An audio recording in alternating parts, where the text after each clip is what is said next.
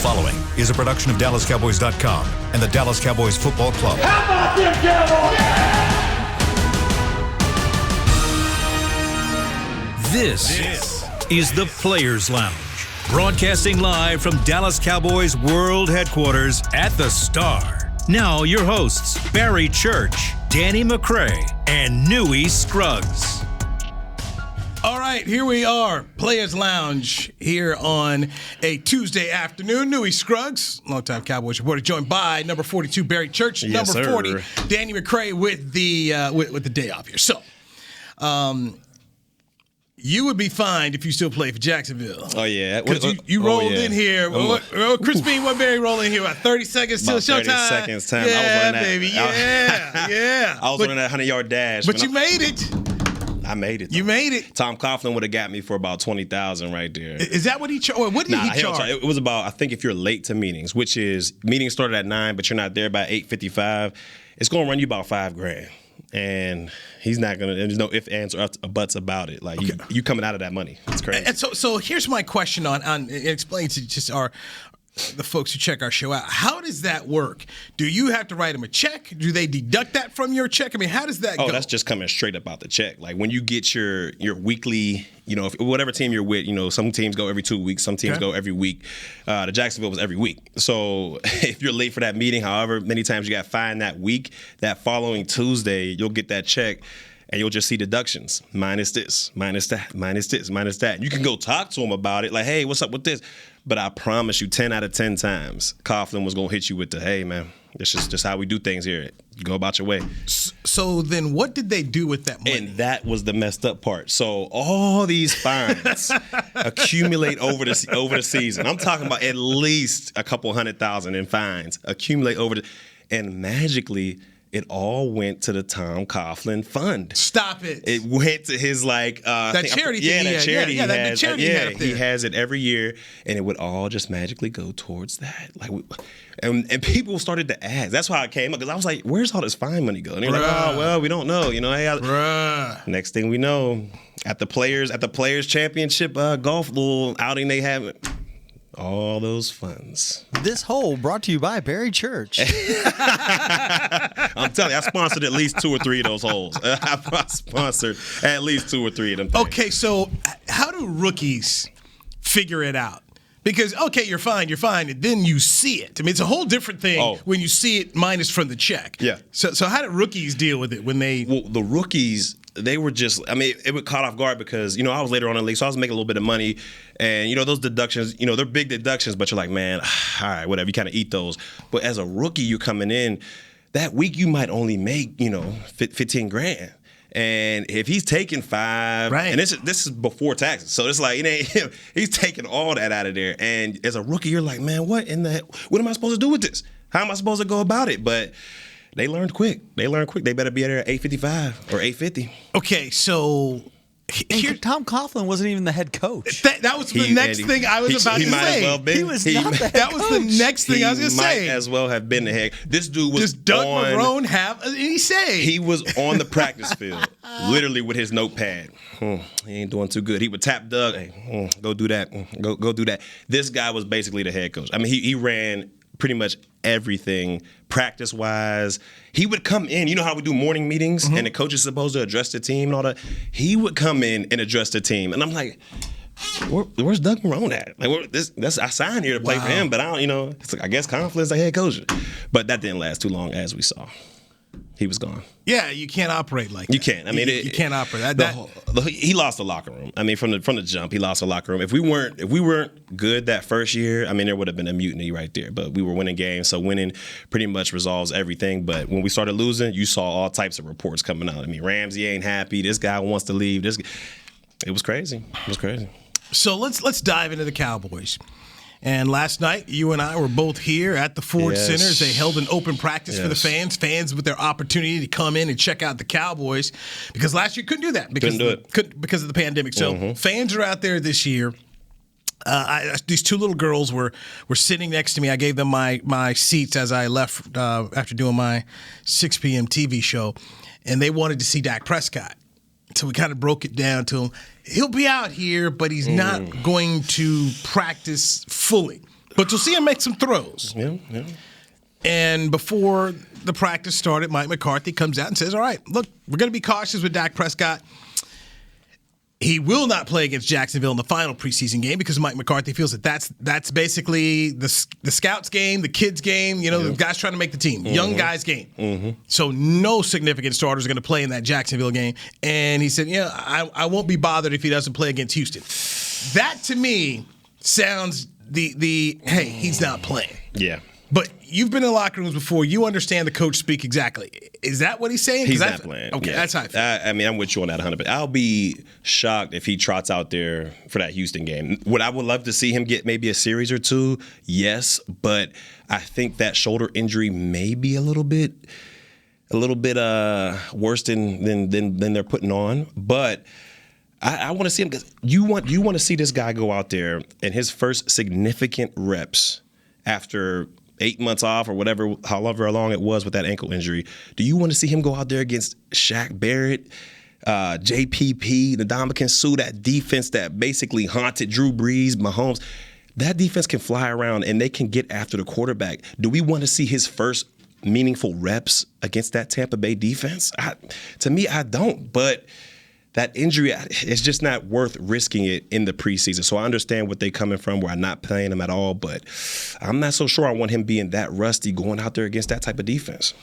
All right, Barry Church, right here on the Players Lounge, brought to you by Hotels.com. I will play devil's advocate. All right, let's see what you got. You're Mike McCarthy. You roll out Dak for a series, and somehow this guy gets hurt.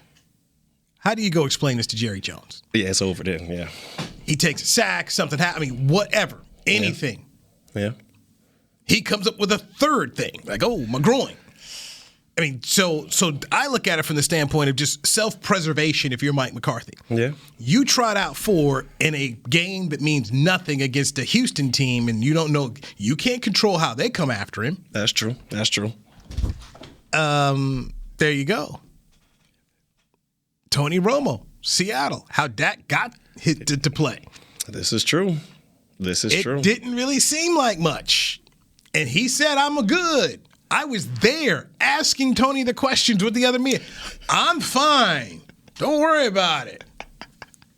And that was determined to be a lie. So what happened for Jason Garrett? There were people questioning him. I didn't question Jason Garrett about that because, you know what? Tony needed to play. Yeah.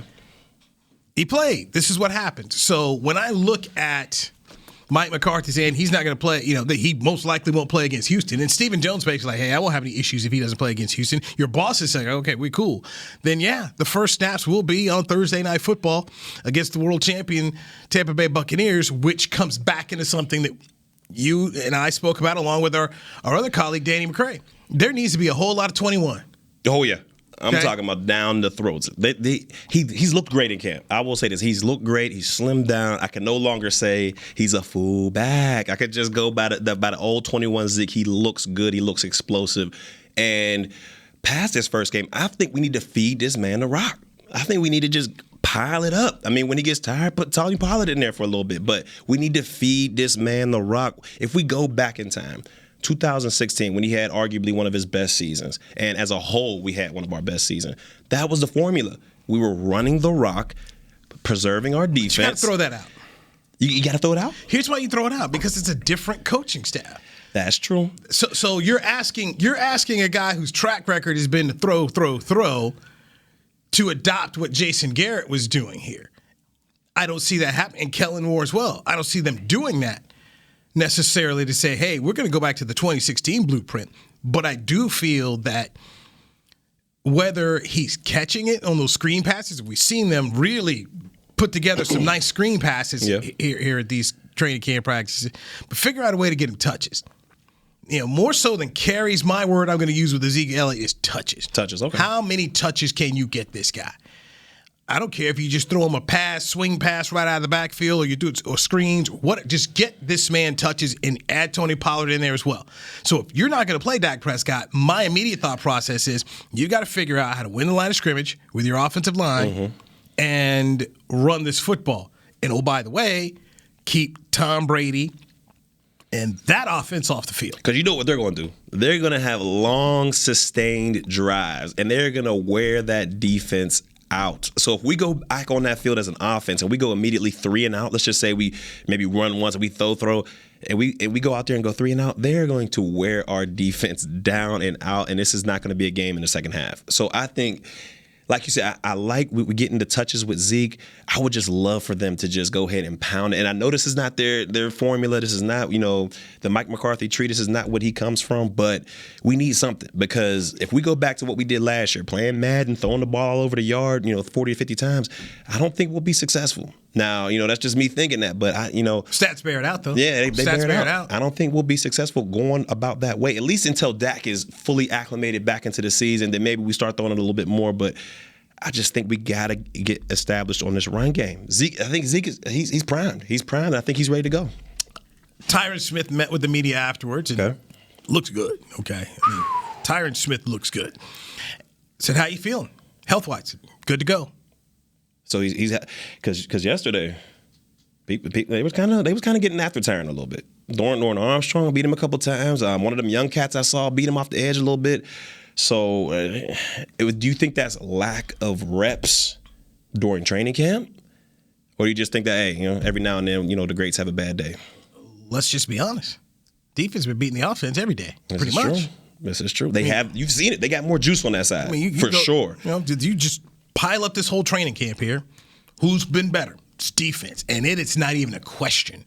And you can say, well, Dak's not there. Mm-hmm. Even when Dak was in, threw 3 picks the last time he practiced. They got after him. So the defenses look better. As far as Tyron Smith goes, first off, let's give Dorrance Armstrong some credit here. What we saw against Arizona, coming into a contract year. He's silent right now. He's letting his work do the talking. This is the kind of pressure that you wanted to see. Yes. All right. You know what? Sing for your supper, my man. Go out here and go get it done.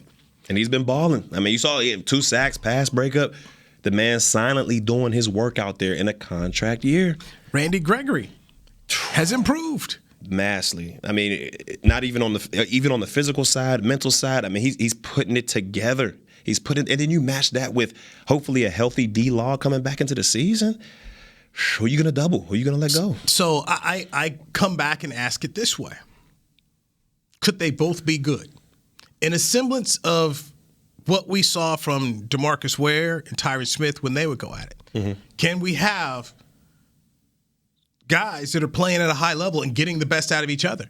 That Dorrance Armstrong is sitting here, I'm going after 77. Let me get after all decade here. Let me see what I can go get done here. Yeah. And that he's playing at a high level. So, but I don't – if Tyron tells me he's healthy, I'm not worried about Tyron. Yeah. Until I have to. The track record shows eventually at some point. Yeah, the track record shows you, okay, he's going to miss some games. But right now, when he's playing and he's been healthy, ready to go, he's been good. Yeah, he's been good. True. When healthy, he's one of the best. So I'm going to just take his word for it. Okay. He's not been a guy in the past who has told you something just to get you to go away. Yeah. He's been very truthful about this. This is true. He also said from a physical standpoint, he looks good. Had an opportunity to talk to Osa Odighiwusa, who is running with the ones. Mm-hmm. And it's a big man. That's a big man. Not as big as Neville Gallimore. Yeah. Not as big as Neville Gallimore. And that when I saw that in the preseason game Friday against Arizona, and you've played, so you know what it's like when guys are out there on the field. You've seen it. Mm-hmm. Just watching from a television standpoint, the way he was laying there and thriving in pain, I'm like, this is bad.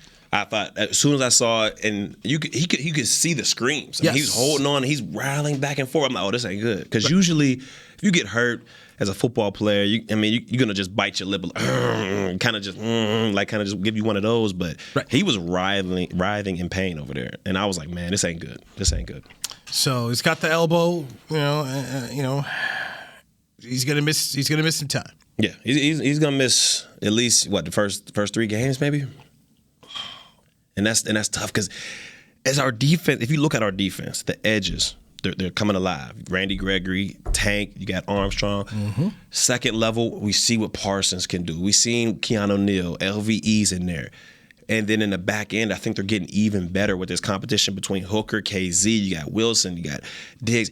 Everything seems to be coming together. But what hurt us last year and what is going to hurt us if we don't do something about it is that interior part of the defense. Exactly. The heart of the defense. That's what teams literally gutted us last year going straight. They didn't want to deal with the edges. They didn't want to deal with our speed on the edges. So they literally gutted us up the middle. And right now, without Neville Gallimore being in there, who I thought was going to take the leap, and he was on his way. He was on his way. We need some other cats to step up. I'm not sure what a Tristan Hill's going to do. I'm not sure what an OC's going to do, but we need some guys to step up. Well, don't look for Tristan Hill in week 1. Yeah, he ain't going to be here in week 1. Right, so don't look for him against Tampa, and probably won't look for him against the Chargers the first 2 games. So we're way away from even trying to put him in a conversation because he had practice. Yeah. He hasn't passed the physical yet. So it's right now you're looking at the rookie, Osia Digizua, Carlos Watkins, you need Bohannon, your other rookie, to step up. I mean, you're needing guys here, and Brent Urban. So this is where I got to give Dan Quinn some credit.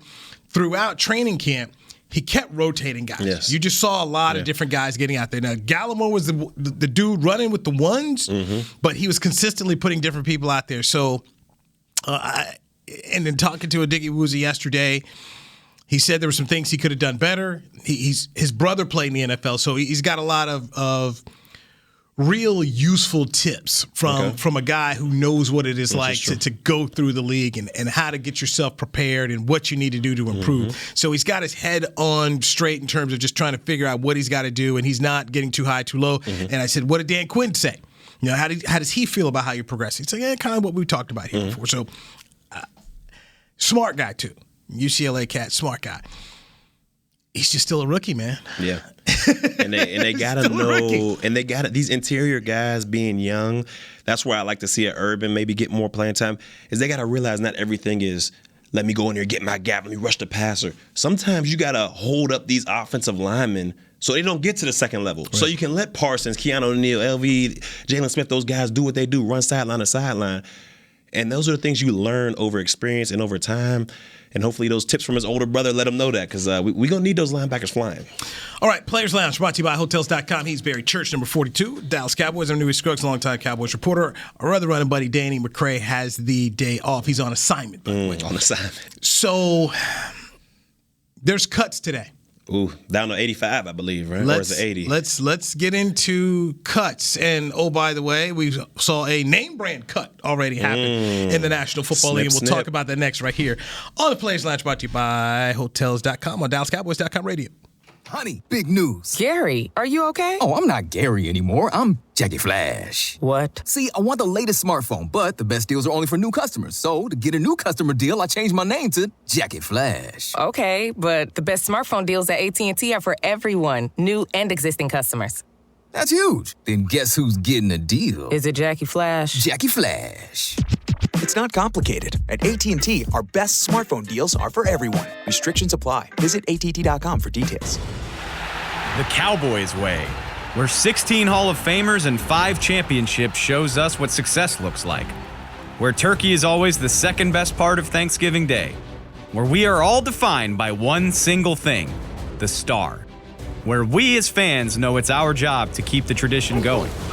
Bank of America is proud to be the official bank of the Dallas Cowboys and to support the quest of living life the Cowboys way. Copyright 2020, Bank of America Corporation. Hey Cowboys fans, ready to spice up your next watch party? Bring Yo Quiero guacamole and be the game day hero. Yo Quiero means I want, and we know you want great, fresh-tasting, ready-to-serve guacamole for your home gating and tailgating events. Made with real avocados and the perfect blend of spices, it will be the star of any party. You can find us at your local Albertsons or Tom Thumb in the deli section. If you can't find it, talk to your store manager and tell them, Yo Quiero guacamole. It's game day. You know what that means. First, kebab prep. Steak, pepper, onion, steak, pepper, onion. Next, a counterclockwise lap around the room. Now the lucky grease-stained jersey goes on. And lastly, the dance. You know the one. This is a game day ritual no matter where you are. Whether you're traveling to the game or watching from your favorite vacation spot, book a place to stay on Hotels.com and keep the tradition alive and well. Hotels.com, proud partner of the Dallas Cowboys. Back to the Players Lounge. Dallas Cowboys training camp presented by American Airlines is back at the Star in Frisco. Watch the Cowboys practice on August 20th, 27th, and 28th inside Ford Center at the Star. Admission and parking is free. Visit thestarinfrisco.com for details. We were there yesterday, Barry, as the Cowboys came out here to practice, and Jerry came out, spoke to the fans. They enjoyed that. I saw you walking up to the broadcast booth, and I hadn't seen Isaiah Sandback since 2019. Yeah. In person. Mm-hmm. In person. My boy looking like Hercules out here. And unfortunately, you were standing next to him. Yes. And I'm not a small dude. Like, I'm not, I wouldn't say I'm a little guy by any stretch of the imagination. But that man made me look like I was a hooper my whole life. Like, I just ran. Yeah. I was a marathon runner. Yeah. And I'm like, get away from me, man. Like, go stand over there somewhere, man. He made you look like a golfer. Exactly. Like a black Brooks Koepka, Exactly. Exactly. And big I was guy, like, cut, nice, but his arms, man. He's jacked. Isaiah's standback arm. You played quarterback? Shout out to Steadfast Gym. If you ever been, go to Louisville. That's his gym. But that man is huge, man. That man, I'm like, dude, he can still play. Well, I asked him. I said, "You got some reps when what you going down there?" I don't know how the speed looks. But the physical, looking good. I wouldn't want to see him in an alley. That's all I'm saying. Oh, heck no. That's all I'm saying. Oh no, you want to make friends with Isaiah Sandback. That's why he's my boy. He's cut. He's cut. He's looking good. He looks good. He's definitely looking good, and then did a good job during the broadcast. I believe, he did. I think it was him, Babe, and Bill, I believe, that called the Arizona game. I think they did a great job. They fed off each other great, and I think I think he has a calling. He has a calling on his way. So, back here on the Players Lounge, brought to you by Hotels.com. 5 players need to be cut today. 5. Cinco. Brian Anger can go. Punter. Yeah, I mean, yeah. And we got nice one. I mean, it's over. Thank you. Thank you. So I just think, if I'm Steven Jones, I think, what's the easiest place to go? Boom. Yeah, boom. The punter. He's about it. Okay. So, you can give Niswander these next 2 games, and so get him warmed up, ready. Right. So you can go there. Number 49, tight end Artavius Lynn. Yeah, I would have to say he's on. He could be. I would have to say he's on his way out. He could be. Even though I believe his name's McEwen. Yes. McEwen is dealing with the high ankle sprain, but yeah, I don't see. Schultz is in there. Jarwin's in there. But you still got Eubanks. Yeah, you still got Eubanks in there, who's a Michigan kid. So, yeah, I think he's on his way out. I can see Lynn being a guy that may not make it. This cut Brennan Eagles, number 83 wide receiver. Brandon Smith, number 80 wide receiver. That's a deep room. Yeah. I mean, right now, we know the top 3, top 4. They're going to pull somebody out there. It's just going to be, somebody's going to. Somebody's got to go. Which, and I'll say this too, and Barry, you can address this. If you're in a room like this, and you really see it's stacked against you, and basically it looks like the last spot will be between Malik Turner and Simi Fehoko, the draft pick. Wouldn't you want to be cut? Yeah. So you can move on if you're Brennan Eagles? Yeah, because, I mean, what you want to do right now? I mean, you're just literally wasting your time right now. I mean, I could see if they were giving you tons of opportunities as far as playing, then you're getting your resume out there for all these other 31 teams. But if you're not really playing like that, right, and you're just sunk that low on the depth chart, you would want to think to yourself, hey, let me go ahead and try myself somewhere else. But as an undrafted guy, you have that option after the draft. You get to pick where you want to go. So I'm not sure why a lot of these undrafted receivers, or maybe this was their only option, but I wouldn't come Dallas. I mean, you're stacked at receiver. You're not going to crack the lineup at the top 3. And I mean, you might get a little 4th wide receiver action, but to me, I wouldn't have come to the Cowboys knowing that they're that stacked at wide receiver being undrafted. Now, I don't know if that was their only option is to come here, but to me, I don't think it was a good option to come here, especially at the wide receiver position. It's a deep room. You're not going to crack the lineup. Okay, so as an undrafted free agent, tell me, what is the sell? When they get you on the phone and they're trying to tell me, what's the sell like? To me, the sell was Joe DeCamillis, who at the time was our special teams coach. Now, I got calls from other teams. It was their DB coach talking about, oh, yeah, we need you here, we need you. And in my mind, I'm thinking, you're lying to me because I know who's on your roster. You don't need me there at that safety position. But the Cowboys at the time, Brett Maxey was a safety coach, and he didn't even call me. It was Joe DeCamillis who called me and was like, look, man, I loved your tape. I think, because I played special teams in college. And he was like, I loved your tape. I think you can really contribute to us special teams wise. And then I talked to my agent, and he was like, look, man, that's how undrafted dudes make it. You gotta put your hard work in on teams. So I knew from the jump, if this special teams coordinator called me and was like, hey, I want you on my teams, I want to give you a shot. And I was like, hey, I got to go here and do what I got to do. And I was, DK Millis is me and McCray. If he was here, he'd tell you we were his best friends. I mean, we did anything with him. You need punt return, kick return, whatever you need, we got you. And that's how I ended up making the team. And a lot of these undrafted guys need to realize that. You know what? Let me take when I said Artavius Lynn. Let me take him back, because McEwen was on some special teams units, especially the you got to be as a third tight end, yeah. So, and that's something I'll admit I did not pay attention to, because I didn't go back to California for camp. Who's been filling in for him? That's true. That's something we need to look at. Was Sprinkle doing it? Who's been filling in for Sean McEwen at the third tight end? And in that wide receiver room, Malik Turner was playing that personal protector of the punt team. That's the most, as a special teams coordinator, they'll tell you that's their captain. If you're a captain of special teams, you're playing personal protector. That's the most trusted special teams role you can do. And as Malik Turner was playing that, I figured, he's a lock. He's a lock because he's going to make it on spot. But then he got hurt. So I got to see if maybe Semi Fahoku or one of these other wide receivers going to fill in that role. Yes. And then we'll see if and then they'll maybe become a lock. But it just sucks that all those injuries happened in that Arizona game, because those were some promising guys coming up that ended up taking an injury in that game. So the Cowboys must cut down 5 today. I'm solid in my cut Brian Anger the punter. Yeah, I think you can do that. I think so that's 4. That's money in the bank right now. So there's 4.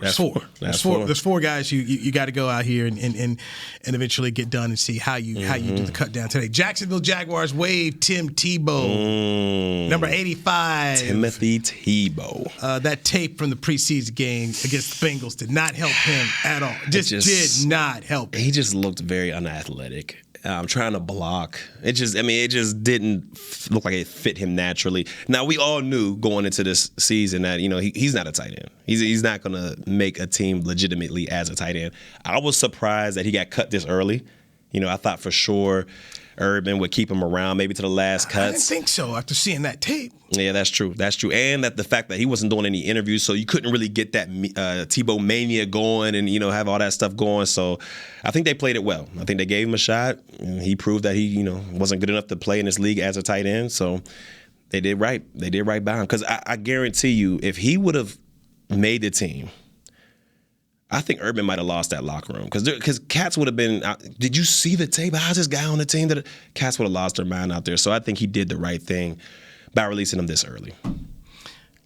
Tim did himself no favors, because this was a move he was asked to make almost 10 years ago. Should have done it. I don't want to do it. No, I don't want to do it. And that was the next thing I was going to point to. Logan Thomas said, "Okay, all right, I'll do it." Guy was a quarterback at Virginia Tech. And now he's a productive tight end in the National Football League. Just got paid. So you have to at some point that Terrell Pryor. Exactly. Another guy, he made the switch. Quarterback who ended up switching. This is not uncommon in the National Football League, especially for black quarterbacks. Oh, yeah. I mean, look, they would have turned Lamar into a wide receiver if they could have. So, yes. It's something you got to make an adjustment to. Bert Emanuel, it's a quarterback at Rice, and he made the switch. Hines Ward, people forget Hines Ward was a quarterback at Georgia. Quarterback at Georgia. What was the other one? Antoine Randall. Yeah. So there's been some success, switching from quarterback, but you got to do it early on. You can't wait till you're in your 30s, Right. Hey, it's almost 10. Maybe I think I'm going to do it now. No. You can't do that. No, you can't. You can't do that. And there's also that learning process that goes with it. And so had he made the switch when teams were asking him to, he would have had a grace period and a learning curve that people, okay, he's trying to do it. But no, you quit football, you go play baseball, you're on TV, you're doing all these things. And then when you come back and your former head coach at Florida is the head coach giving you the shot, it rubbed a lot of folks who do it on the grind on a daily basis the wrong way. Yeah. And a lot of people didn't like the favoritism of it. Yeah, I can understand it, because if you're looking at it, this is a guy who, all right, they don't want me to play, they don't let me to play quarterback, so I'm going to go play baseball. All right, I'm not that good at baseball. You know what, I'm coming back to professional football. How many guys can say they have that opportunity? once you're done with the league, you're literally done usually. You don't get to just come back whenever you want to. And he was able to come back and have that opportunity. So I can see why it rubs some people wrong. Because there's guys that played tight end their whole career who've never had an opportunity to play in the league. So for him to be able to get that opportunity, I mean, hey, not a lot of people can do it. I just saw it as something that, you should have done it a while back. Yeah. And when you didn't do it, then you hurt your opportunity. You hurt your chances. And so didn't see it working. He wasn't playing teams. He wasn't playing no special teams. Come on, man. Come on. Really? My man wasn't on the teams, man. You ain't going to have him on kickoff return? Maybe a little personal protector? Something. He ain't doing it. I'm Tim Tebow. Okay, well, at least Urban went ahead and got him up out of there. So yes. good on him. Yes, good on Urban. The Giants have released running back Alfred Morris, who was with the Cowboys for a few years with Jason Garrett. Yeah, Jason Garrett's the offensive coordinator up there in New York, and Alfred Morris was the guy that people were looking to when Ezekiel Elliott was holding out for a contract. And last year, I think he played halfway decent last year, and filling in for Saquon Barkley. Him and Wayne Gallman over there, they had a little 1-2 punch. Yeah, so I think he did all right. So he's gone. So this across the league, we're going to continue to see names. And Chris Beam is just checking right now to see if the Cowboys release anybody. If this happens during the show, we'll bring you some of the names here. But I go back to what you were saying here. So who's playing special teams? That's what it comes down to. Who's going to be out there on kickoff? Who's going to be those cores? But there's usually between 5 and 7 core special teamers. And that's what we need to figure out. Who on this roster is going to be those core special teamers? I mean, we know we got one, the long snapper. But, other than that, and C.J. Goodwin, who's the special teams demon out there. But other than that, we got to figure out who is going to be these core special teamers and who's going to provide that pop for us that we need. All right. I can't have you on here and not dive into the safeties, Barry Church. So we see Malik Hooker get out there, practice, gets a pick six. He did. Gets a pick six. We saw our guy, Jaron Kearse, get beat for a touchdown. He did. And they had him running with the ones to start camp here. So how do you see this battle going? We got to talk to DeMonte KZ, asked him, hey, how do you feel about the competition? He's like, I don't have to feel any kind of way. This is not up to me. I just have to go out and perform. That's a hell of an attitude, too, because you can only control what you can control. And he already sees that. Like, I'm not going to get stressed out about coaches maybe putting this guy in a little bit more or giving him a little bit more reps here and there, because at the end of the day, it's their decision on who gets on the field. So his mindset is already in the right way. He's making the team. Without a doubt. There's no question. He's without a doubt. He's making the team. He's making the team. It's literally a two-man race for that starting free safety job, in my opinion. Kearse, I think, will end up being maybe one of those core special team guys like he was up in Detroit. But as far as the free safety, because I think Wilson got that on lock. I feel like Wilson got that strong safety spot on lock. He had a good end of the season last year. He's had a good, off-season training camp under his belt. So I think he has that on lock. It comes down to, in my opinion, KZ and he's making it, and Malik Hooker as far as who's going to start for that free safety job. I mean, both of these guys, when healthy, they can play that job. They can play the safety role at an elite level. I mean, we've seen KZ get 10 interceptions in 1 year. Malik Hooker has always been a ball guy. He just has dealt with a lot of injuries going forward. But for these two guys, I think they make the team better, whichever one gets the starting opportunity. Right now, I got to say KZ may have the leg up just because he's been with the team longer. He has an understanding of what Dan Quinn's defense is and what Dan Quinn expects of that whole safety. So I give him a little bit of a leg up. But Malik Hooker's a baller, man. He's a baller, and he just seems to be around the ball as we were yesterday. Okay, do you keep 4 safeties? Because just from what you're telling me right now, if I'm looking at the roster here, you got 18 defensive backs. You keep 4 safeties. Wilson, Hooker, Kearse, KZ. Yeah, I think you go at that position, in the secondary as a whole, I think they're going to go at least 10 or 11 if you add corners in there. So that gives you 6 corners. Yeah, I think they're going to go. You got to go heavy at corner. Okay, you so got that's to go 6 heavy corners at corner. and 4, and that's why I got 4. So your 4 safeties at this point in time: Wilson, Kearse, KZ, Hooker. I think you got to do it. I mean, if KZ and Hooker were making big money, then you'd have to decide between the two. But since they're both on relatively team-friendly deals, I think you can keep both of those guys. It's just only thing that kind of worries me about that is the starter going to always be looking over his shoulder? Is he always going to be like, man, if I make one mistake here, Hooker or KZ has the opportunity to go ahead and jump in that free safety role. And you don't want your guy back there feeling handicapped. Like, man, if I make one mistake, it's over. I don't know. You kind of want him to play free with no worries back there. But, at the end of the day, you got to keep both of them. You got to keep both. So I'm going to go through numbers with you here. All right, Let's see what you got. So we've got our 4 safeties. Yeah. Now I'm going to count off 6 corners. That's going to be Kelvin Joseph. All right. Yes. Yes, as of right now, he's second round. Yeah. Jordan Lewis. You paid him. You did? What? You got 4.5 guaranteed. You don't want to eat that. Okay. Right. Trayvon Diggs. Yes. That's 3. That's 3 right there. C.J. Goodwin. He got paid, and he's a core special teamer, so they're going to get. That's 4. Okay, that's 4. Anthony Brown. Is his guarantees up this year, or is it still guaranteed? That's the only thing that's like kind of wavering me right now. Because if he's still guaranteed, you don't want to eat that by cutting him.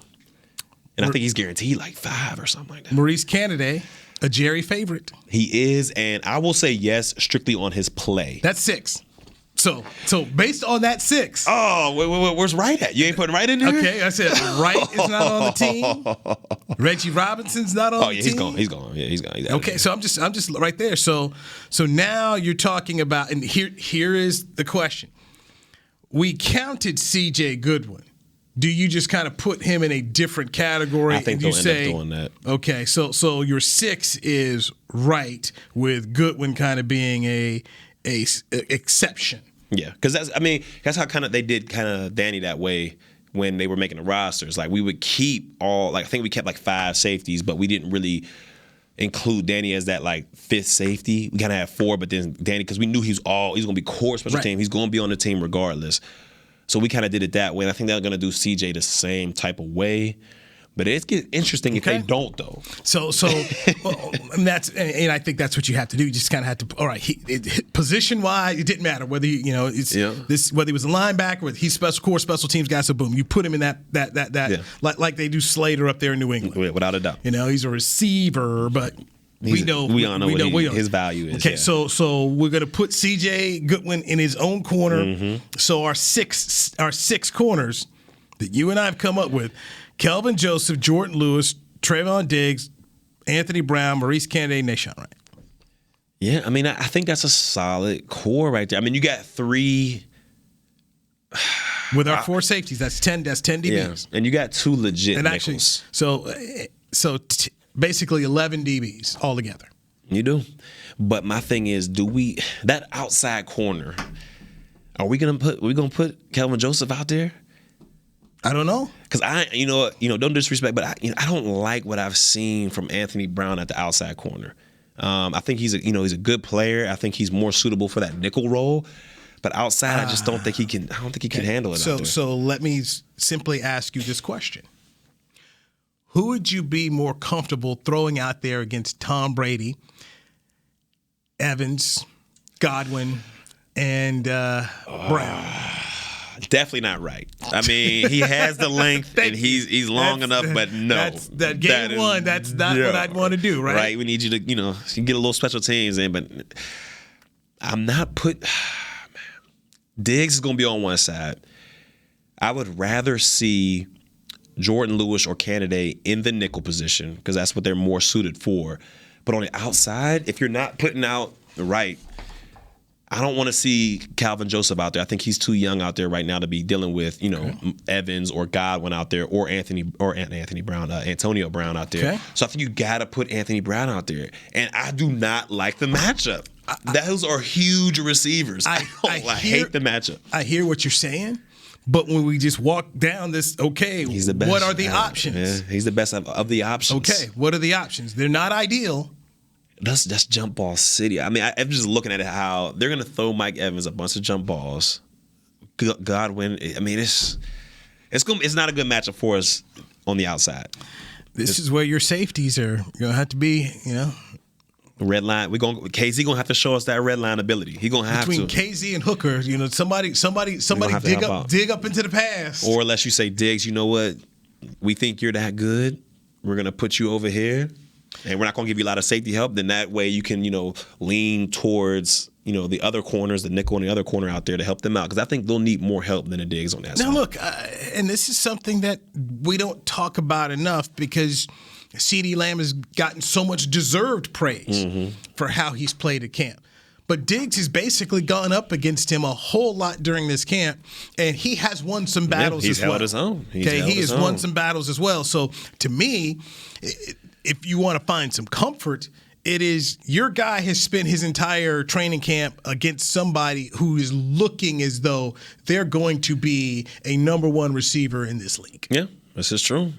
And Diggs, and like you said, iron sharpens iron. So they're going at it in camp, battling. They're making each other better. So I'm not worried about Diggs on that side. Now, and let me say this, man. People forget this all the time. He's gone up against Lamb.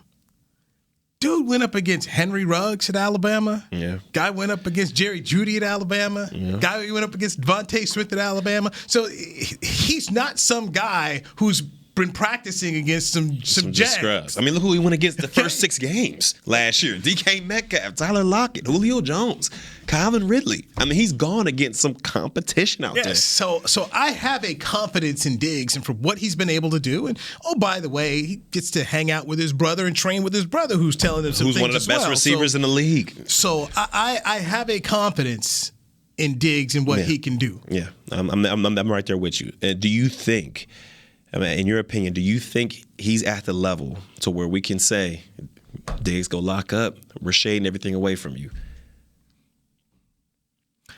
I could see it being an option in the game plan. Okay. I could see it being an option. Okay.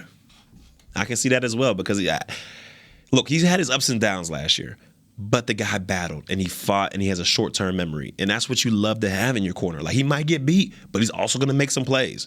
And I can live with a guy like that. I can go in a foxhole with a guy like that. And let's be honest. Isn't this the same issue everybody's going to have when they face the Buccaneers? Without a doubt.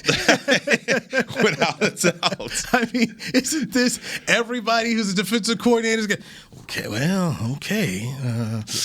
who's going to be? I mean, that's everyone. I mean, they got 3 receivers, and you're getting O.J. Howard. I'm about to say, we didn't even talk about their core. Okay. Gronkowski, O.J. Howard. I mean, so there's a whole lot of, it's a lot of stuff going on out there for any defensive coordinator trying. Where do we go, and what kind of personnel do I have to match up against these guys? I'm not gonna lie, Nui. I would love to see that package that we trotted out, the first team defense that we trotted out in Arizona. I would love to see what that package could do because they have. I think they went and got Giovanni Bernard or whatever his name is from Giovanni Bernard from Cincinnati. They went and got him. And you know how Tom Brady is with receiving backs. He loves that. So I would love to see what they did. They had Parsons and Keanu Neal out there. Mm-hmm. 2 guys who can cover in space, and they looked pretty good out there. I would love to see them trot that unit out there as far as a linebacker rather than LVE and Jalen Smith, because we've seen the liabilities they can be in coverage. So I would like to see them trot that unit out there. But we'll see. We'll see what happens game 1. Let's have a conversation about number 9 and number 55. And it's a tough combo. Jalen Smith was trending yesterday, and it wasn't in a nice way for Cowboy fans. I want to defend him. Okay. I will defend him. There was a tweet I put out yesterday, and I will defend Jalen Smith next. Right here on the Players Lounge, brought to you by Hotels.com on DallasCowboys.com radio. At Smoothie King, we are blending goodness to fuel your greatness. Every blend is crafted to help you achieve your health and fitness goals. Smoothie King uses only whole fruits and organic veggies. You'll never find sugary syrups or artificial flavors, colors, or preservatives. And unlike some other smoothie places, there are 0 grams of added sugar in many of our blends. Smoothie King is proud to be the official smoothie of the Dallas Cowboys. Place your order in the app or online for pickup or delivery. Smoothie King, rule the day. Hey, Cowboys fans, ready to spice up your next watch party? Bring Yo Quiero guacamole and be the game day hero. Yo Quiero means I want, and we know you want great, fresh-tasting, ready-to-serve guacamole for your home gating and tailgating events. Made with real avocados and the perfect blend of spices, it will be the star of any party. You can find us at your local Albertsons or Tom Thumb in the deli section. If you can't find it, talk to your store manager and tell them, Yo Quiero guacamole. The Cowboys way, where 16 Hall of Famers and 5 championships shows us what success looks like, where turkey is always the second best part of Thanksgiving Day, where we are all defined by one single thing, the star, where we as fans know it's our job to keep the tradition going. Bank of America is proud to be the official bank of the Dallas Cowboys and to support the quest of living life the Cowboys way. Copyright 2020, Bank of America Corporation. Hi, I'm Clint Tillison with United Ag and Turf. Before you can park yourself in front of the game, park yourself in a John Deere and power through your chores.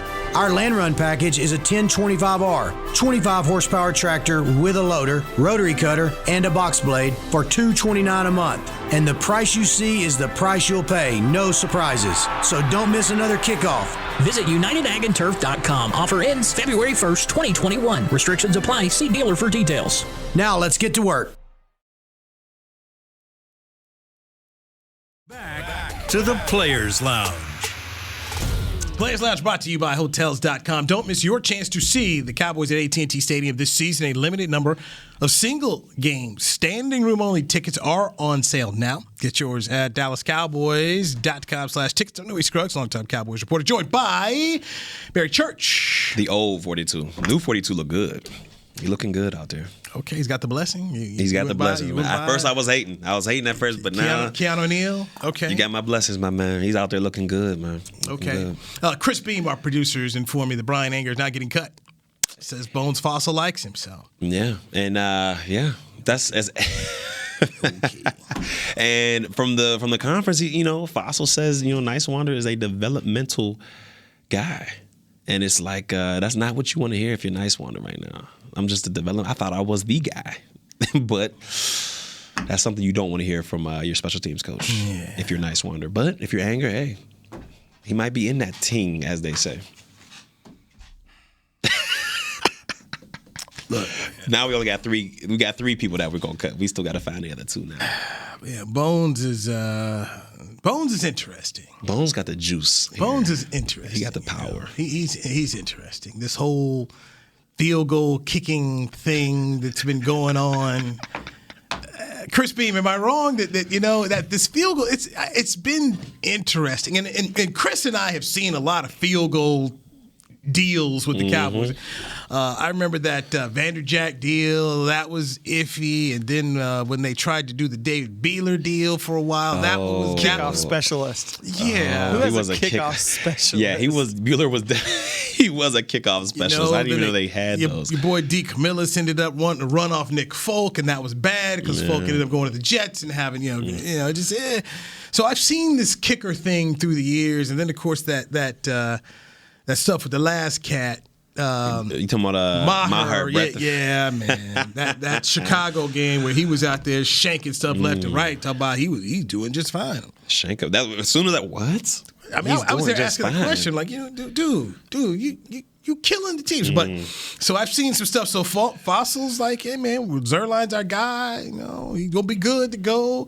So they gonna act like field goals don't exist. And, so we ain't seen a lot of field goals. As long as we ain't faking punts and doing nothing as long as we ain't doing that no more, I'll be all right. This Wander made some field goals against Arizona, so we'll see. I'm just saying, just. I'm not. I don't get all of it, but I'm not the professional, right? This is true. He's the professional. He's paid to do it. So I'm just gonna, you'll cut LP Ladouceur. One of the most consistent guys to ever do it. Mr. Perfection. Mr. Perfection. So you can go bring in your boy, Jake McQuaid. So he better not miss a snap. Like I said, man, I'm just, you're the professional. That's what he kind of hit it with. But I just, I don't be the cause of a loss. Special teams better not be the issue Thursday, September 8th against 9th against the damn Tampa Bay Buccaneers. Okay, it better not be. Okay, it better not be. This is true. They better be tight. Okay? If it's like that New England game, remember that New England game a couple years back? Special teams really cost. Man, it lost the game. They lost the game. About that, special teams lost the game. So that's what I'm saying, man. At this point in time, all right, Bones. You have an idea what it is you want to do. You got your mojo special teams moments. Fine. I'm with them. I'm with them. Okay. Just don't let it backfire. Just be right. Yeah. Better be right. Be right, my man. Be right. Just be right. okay? Because right now I'm just I'm not comfortable, but okay. We'll see what he got. Snap better be good. Kicking need to make the field goal. I mean, okay.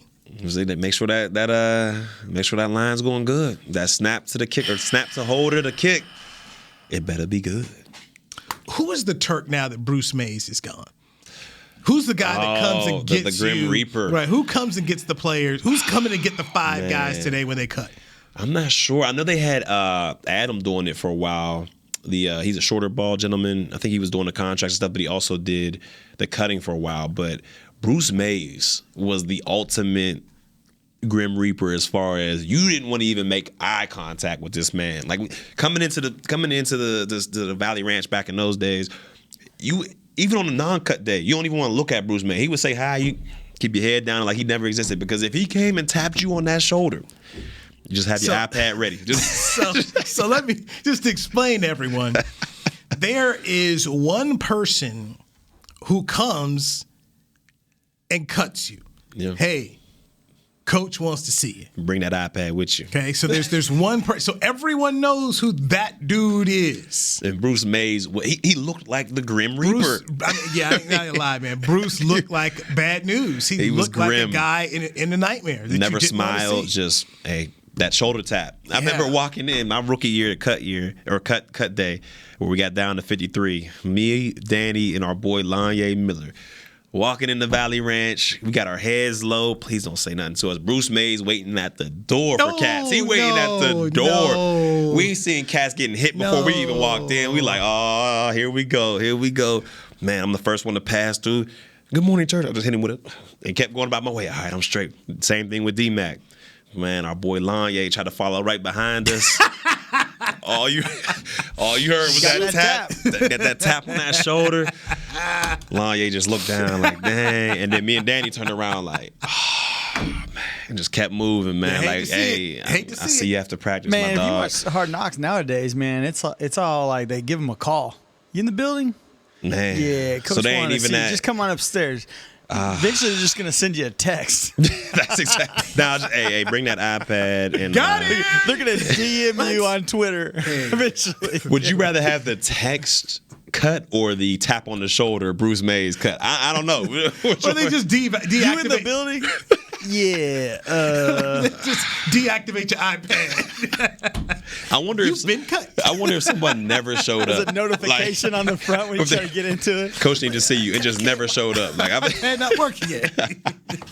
Sorry, you've been cut. Oh, I'm laughing, but I'm telling you, it's definitely I mean, if you get that tap on your shoulder, man, your heart drops. It's got to be real. Okay, so the guy I would think now who could fit the role perfect is Cable. Cable. I've yet to meet Cable. Okay, I'll show you. You know who he is. Okay. You know who Cable is.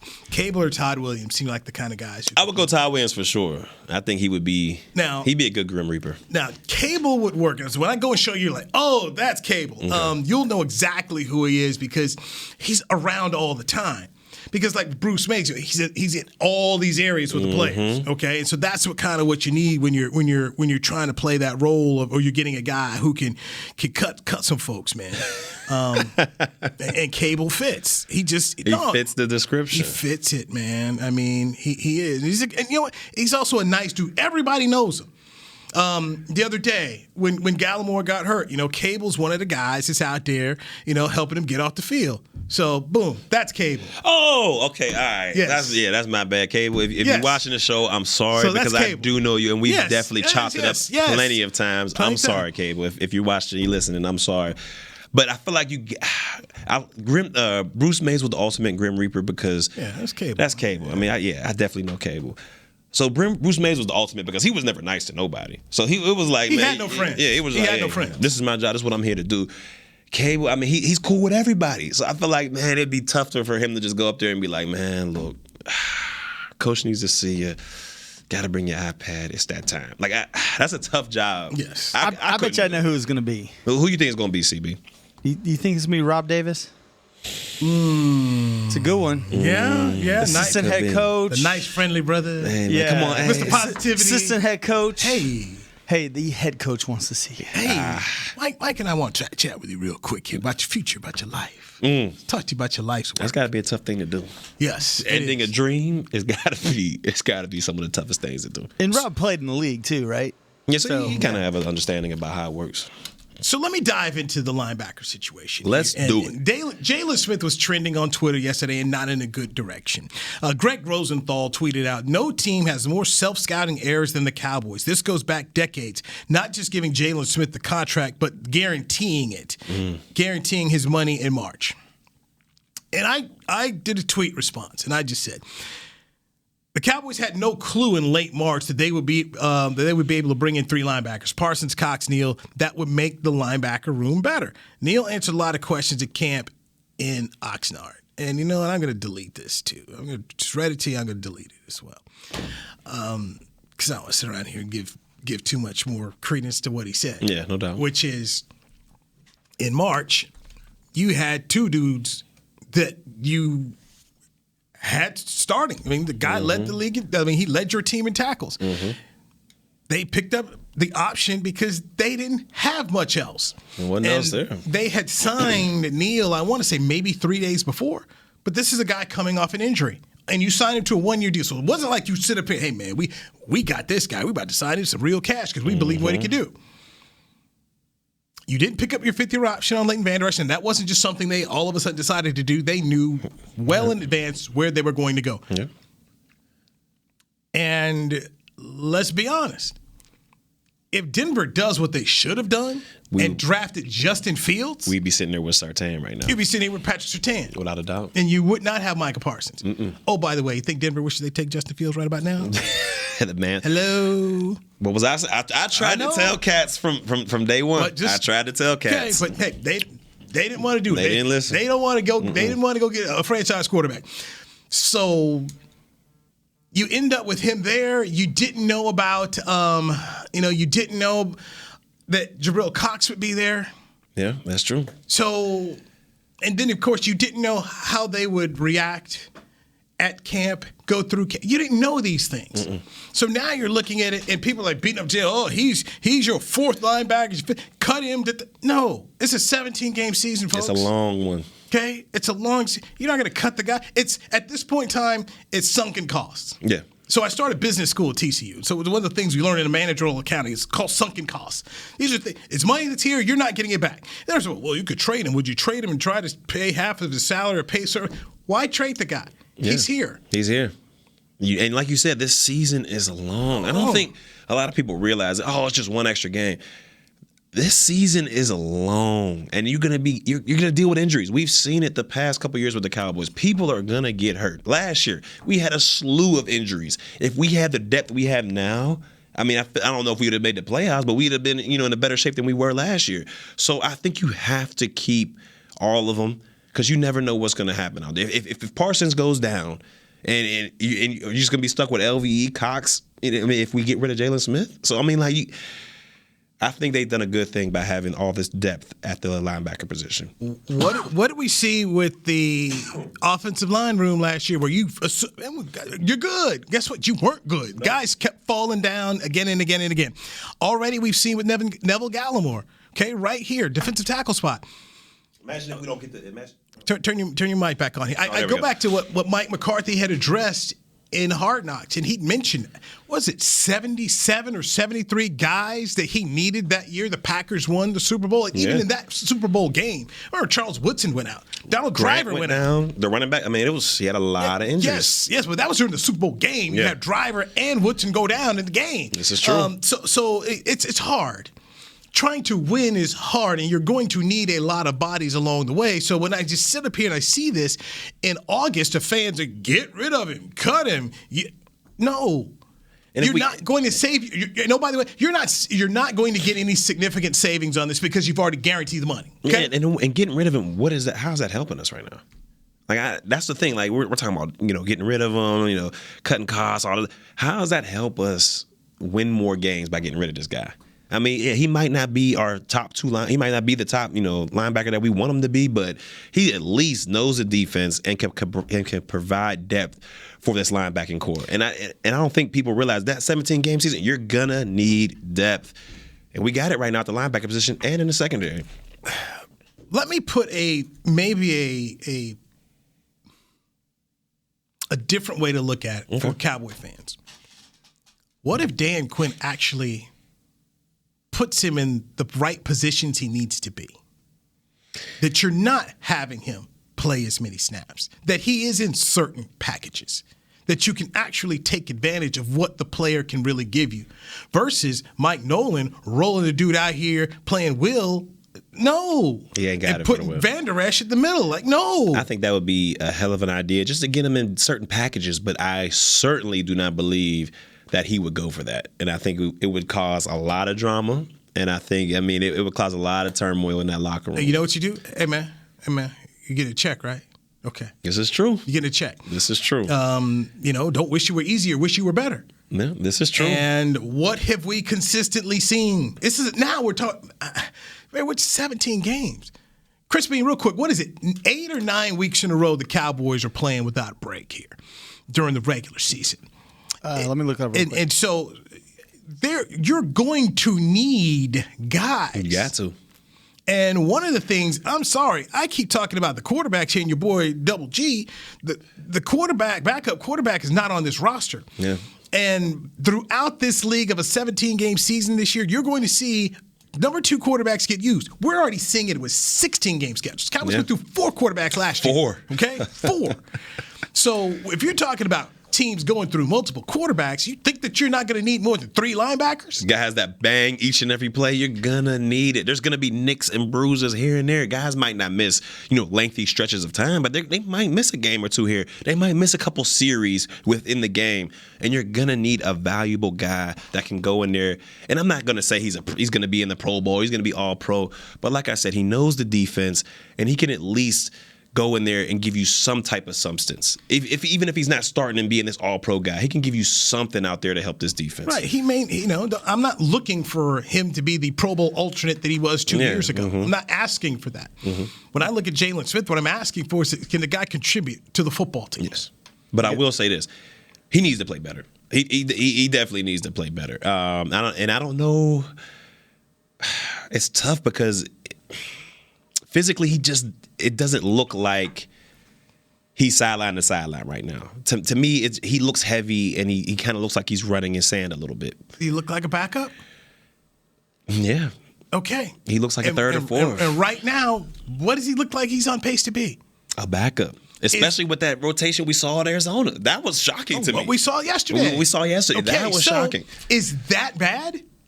No. No. It's not. Is that probably where he should be? Yes. Yeah. The only thing is he going to stand, or is he going to end up being like, detrimental to the locker room? Like if that, I don't know what type of. I don't know what the clear eye view will be on that. I don't know. I don't know what the clear eye view will be on that. But I'm just sitting here to myself, just saying, this is what Parcells would do. Without a doubt. I'm going to put you where you need to be for what I need for my football team. I remember Scott Shanley and Scott Fujita. These guys couldn't get run here. They ended up being starters on a Saints Super Bowl championship team, man. Okay? Starters. They did. So fit in where you get in, but I'm just not one of these people that says, cut this guy. At some point in time, over 17-game season, you're going to need some help. Chris, did you get the number of how many they're playing in a row here? 11. Wow. 11. Well, so it's your bye week's week 7. So you have 6, and then you have the bye, and then 11 straight to finish the season. 11 straight. That's a chunky piece right there. So you're now, okay, and this is where, I'm not trying to beat up on fans, but sometimes fans don't get it. You're asking rookies. Parsons hasn't even played in a year. Thank you. You're asking rookies who've never played a 17-game season. Now you're talking about playing 11 in a row. These guys row. There's no McNeese States on the schedule here, man. Nah. There's no Sun Belt conferences. I mean, you about to sit up here and go play in Patriot League teams. You're going to get banged. 11 weeks in a row. So you're asking Parsons. You're just thinking Parsons and Cox are going to be good for 17 straight weeks, 11 in a row. That's asking a lot. It is. Guys get hurt. And Barry, I tell people this all the time, and you'd be shocked at how many people don't realize everybody hurt. Everybody's hurt. By the end of the season, man. You talking about 11 weeks straight, everybody got some type of ding, some type of bruise. I'm limping here, I'm limping there. So everybody's hurt. I mean, nobody's 100% healthy by that time in the season. So you gotta have depth out there. It's a must. And I like what they've done defensively as far as depth in the D line, linebackers, and in the secondary. All right, so that's my spiel. All right, we're 4 minutes past the hour. Man, Mike McCarthy is slated to talk at 10:30. He probably looks like he's running a little bit late because if he was on time, they've been throwing us off. So that is the Players Lounge, brought to you by Hotels.com. Our boy Danny McCrae is on assignment. That's Barry Church. I'm Newey Scruggs. Appreciate everybody checking us out here. Tell a friend. Please tell a friend. Check out the podcast. And we will chat with you Thursday on DallasCowboys.com radio. This has been a production of DallasCowboys.com and the Dallas Cowboys Football Club. How about this, Cowboys? Yeah!